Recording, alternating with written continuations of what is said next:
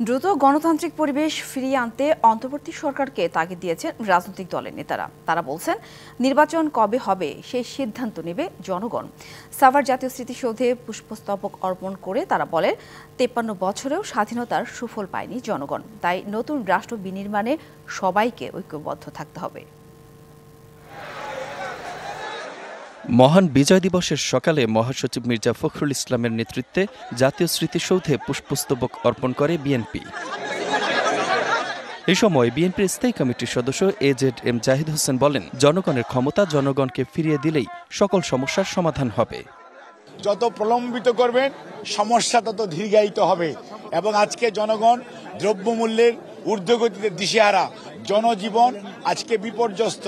কাজেই মানুষ তা যত দ্রুত একটি গণতান্ত্রিক পরিবেশ ফেরত পাবে তত বেশি মানুষ খুশি হবে, মানুষ আনন্দিত হবে।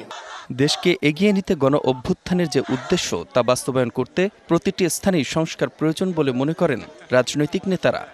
আমাদের দেশকেও দখল করতে 18 কোটি মানুষ ঐক্যবদ্ধ লড়াই করবে। এই বাংলাদেশ যদি স্বাধীন না হতো, এটারে বলতো পাকিস্তানের বাঙালি। শিয়া বাটার ও ভিটামিন ই সমৃদ্ধ lily glam beauty soap. Lily, always beautiful. অথবা ভারতের বাঙালি। আমরা এখন বাঙালি জাতি রাষ্ট্র, এটাই হলো আমাদের অর্জন। খুব তাড়াতাড়ি মানুষের ইচ্ছার মধ্যে, সময়ের মধ্যে নির্বাচন না হলে, নির্বাচনে না গেলে মানুষ বিক্ষুব্ধ হবে। স্বাধীনতার পক্ষের শক্তি দাবি করলেও তার বিপক্ষে কাজ করেছে আওয়ামী লীগ, এমন অভিযোগ গণ অধিকার পরিষদের। যে মুক্তিযুদ্ধের দাবিদার যে দলটি এতদিন ধরে মুখে মুক্তিযুদ্ধের কথা বললেও অন্তরে মুক্তিযুদ্ধের চেতনা এবং আদর্শ বিরোধী তাদের কর্মকাণ্ড ছিল। ৫৩ বছরেও স্বাধীনতার সুফল পায়নি জনগণ। তাই নতুন রাষ্ট্র বিনির্মাণে সবাইকে ঐক্যবদ্ধ থাকার আহ্বান জানান কেউ কেউ।